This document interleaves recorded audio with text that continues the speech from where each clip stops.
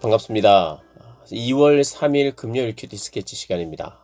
오늘 본문은 사무엘상 7장 1절로 11절까지의 말씀입니다. 오늘 본문은 이렇게 시작합니다. 기럇 여아림 사람들이 와서 여호와의 궤를 옮겨 산에 사는 아비나답의 집에 들여놓고 그의 아들 엘리아사를 거룩하게 구별하여 여호와의 궤를 지키게 하였더니 궤가 기럇 여아림에 들어간 날부터 20년 동안 오래 있은지라 이스라엘 온 족속이 여호와를 사모하니라. 오늘 본문은 여호와의 궤가 기럇 여아림에 도착하고 기럇 여아림에서는 이제까지 들은 이야기가 있잖아요. 베스메스에서 백성들이 함부로 법궤를 대하고 호기심으로 열어보고 엿보다가 70명이나 죽었습니다. 우리가 함부로 해서는 안 되구나. 우리가 임의대로 뭔가를 해서는 안 된다는 생각을 하게 되었고, 그리고 거룩하신 하나님 앞에 우리 역시도 거룩하게 구별되어 여호와의 궤를 지켜야 한다는 생각을 하게 되었어요. 그것은 참 좋은 의미입니다. 거룩하신 하나님 앞에 거룩함으로 돌아오는 그런 모양이라고 할 수 있어요. 그래서 거룩하게 구별된 엘리아살이 법궤를 지켰습니다. 그리고 이스라엘 백성들은 여호와를 사모하니라 이렇게 나옵니다. 20년 동안 법궤가 기럇 여아림에 머물고 이스라엘 온 족속들은 여호와를 사모하였다 이렇게 이야기합니다. 단지 그냥 여호와를 사모했다 이렇게 사랑했다 이렇게 해석하기보다는 여기에 이 히브리어 단어는 나하라고 하는 단어인데 애곡하다라는 뜻이에요. 애곡하다, 사모하다. 그러니까 우리가 이렇게 생각할 수 있죠. 울며 하나님을 사모하다, 하나님을 찾다, 하나님을 사랑하다 이런 거죠. 아니나 다를까 3절부터 이렇게 쭉 보면 사무엘이 이스라엘 백성들을 울립니다. 단지 울리는 게 뭐냐 하면은 애곡하게 하는 거예요. 하나님의 마음을 전하고 회개하도록 하는 사역. 사실 사무엘이 하나님께 드려져서 특별하게 구별되어서 나실인으로 살았어요. 그리고 하나님의 말씀이 하나도 땅에 떨어지지 않도록 그에게 영적인 권위가 주어졌습니다. 그리고 그가 하는 사역이 무엇이냐? 회개하게 하는 사역이에요.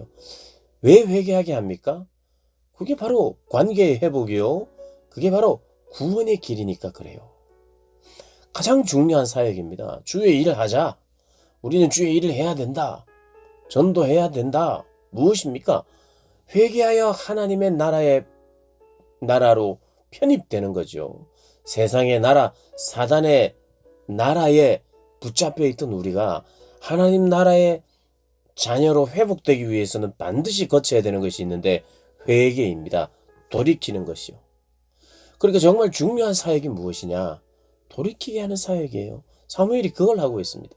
단지 회개하고 울고 애곡하고 참 슬픈 것 같은데 슬퍼도 반드시 그 일이 우리에게 일어나야 하지요.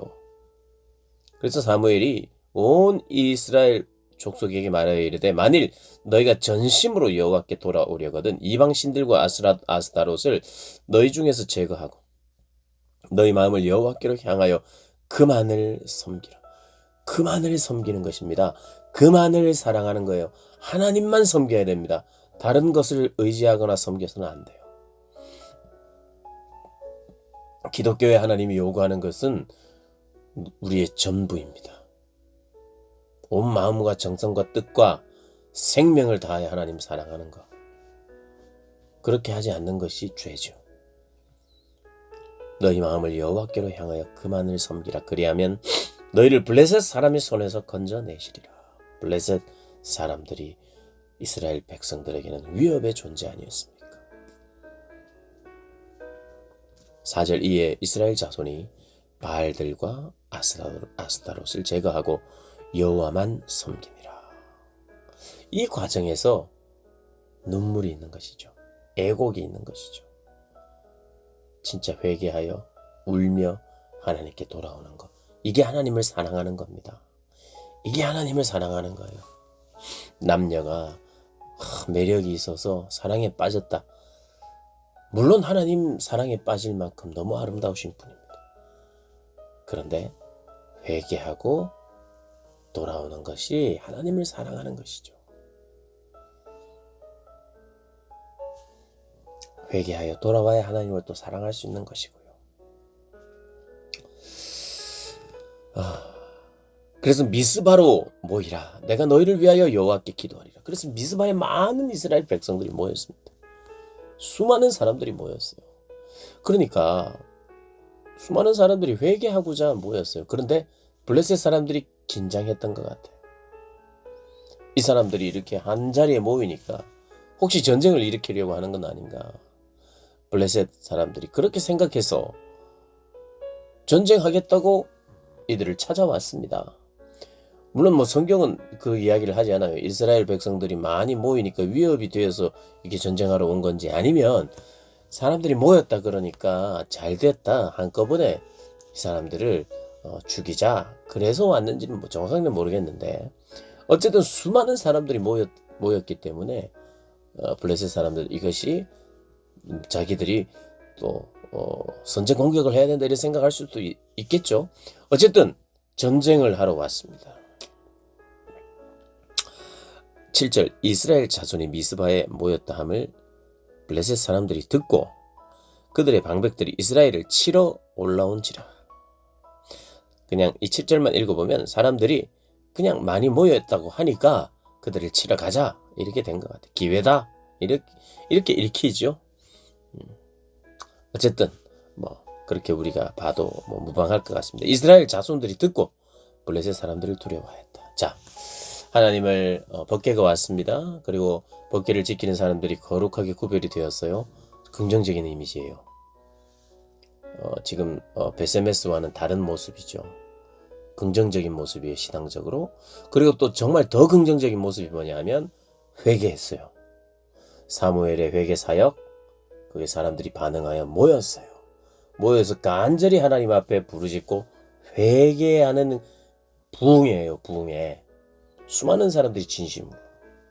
그런데 어떤 일이 벌어졌느냐? 두려움이 생기는 일이 벌어졌어요. 7절에 이스라엘을 치러 블레셋 사람들이 왔다는 소리를 듣고 두려움이 사로잡혔어요. 이렇게 생각하면 되겠죠. 이제 우리나라 된다. 이제 진짜 지도자 사무엘이 이야기를 들어보니까 정말 권위가 있다. 이 사람 말이 정말 맞다. 진짜 우리 회개해야 되겠다. 그래서 진심으로 사람들이 회개했어요. 그런데 큰 회개의 기쁨이 찾아오기도 전에 두려움이 엄습했다 이 말입니다. 블레셋 때문에. 우리가 때로 이럴 때가 있습니다. 신앙적인 어떤 모습이 긍정적으로 변해요. 긍정적인 모습으로 변하고 또 더 긍정적으로 진심 어린 회개가 있었는데 나에게 어떤 큰일이 생길 수 있는가? 있어요.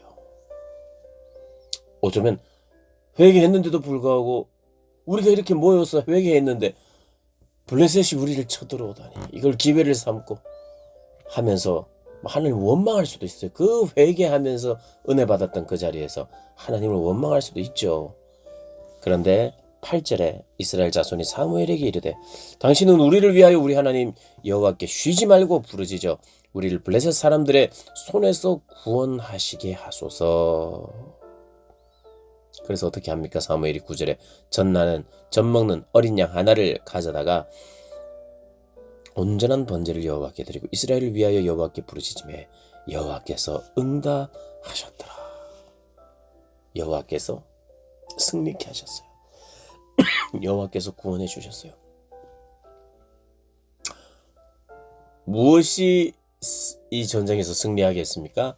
그 전에, 우리가 오늘 본문 전에 보면 두 번의 전쟁에서 다 패했어요. 한 번은 그냥 전쟁했는데 패했고, 한 번은 법궤를 가지고 가서 패했어요. 법궤도 빼앗겼어요. 근데 오늘은 어떤 일이 났습니까? 법궤를 가지고 갔습니까? 전쟁터에? 아니요. 법궤 없이 승리했어요. 법궤 없이 패배하고 법궤가 있어도 패배했는데, 오늘 본문에 보니까 법궤가 이스라엘 진영에 있긴 했지만, 기럇 여아림에 있긴 했지만 그것과 상관없이 법궤가 없는데 승리했어요. 우리가 유추할 수 있는 게 뭐예요? 그들이 회개하고 하나님께 돌아왔죠. 그러니까 이것은 법궤가 승리를 준 것이 아니라 법궤 자체는 이스라엘에게 승리를 한 번도 준 적이 없어요. 한 번도. 법궤 자체는. 오늘 본문에 보니까 법궤가 없이도 전쟁에 승리합니다. 무엇이 그들로 승리를 하게 했는가? 하나님 앞에 진심으로 돌아볼 때, 하나님과 관계가 회복될 때 하나님은 구원하세요. 법궤의 유무와 관계없이 회개로 인한 승리, 다른 말로 하나님과의 관계의 회복이 부르는 승리, 우리 인생의 승리, 우리 인생의 참된 성공은 하나님과의 관계의 회복에 있습니다. 부적 같은 어떤 것, 내가 신념하는 그 어떤 것, 내가 믿고 싶은 대로 자주 믿으려고 하고 자주 보는 것, 회개입니다. 이 회개를요, 비굴한 것이나 참 우울한 것이나 슬픈 것이나 안 하면 좋은 것이라 이렇게 생각해서는 안 돼요. 회개는 할수록 좋은 것입니다. 그것이 잘못을 많이 할수록 좋다는 뜻이 아니라 회개는 깊을수록 우리의 영성이 깊어지죠. 진심으로 하나님 외에 사랑하는 다른 것들을 진심으로 내가 끄집어내고 죽이고, 그래서 깊이 돌아보면서 회개가 깊어질수록 하나님을 알고 하나님의 사랑을 아는데 깊어지지요. 오늘 본문은 분명합니다. 법궤 없이 승리했다. 법궤의 유무가 중요한 것이 아니다. 법궤 자체는 승리와 관계없다. 진짜 중요한 것은 하나님과의 동행이고, 하나님과 어떤 동행입니까? 관계가 회복되어 하나님의 뜻과 우리의 뜻이 하나가 될 때, 그때 승리합니다. 성공합니다. 우리 인생은 복됩니다. 그런 복된 생애, 승리의 생애 살아가신 저와 여러분 되시기를 주님의 이름으로 축복합니다.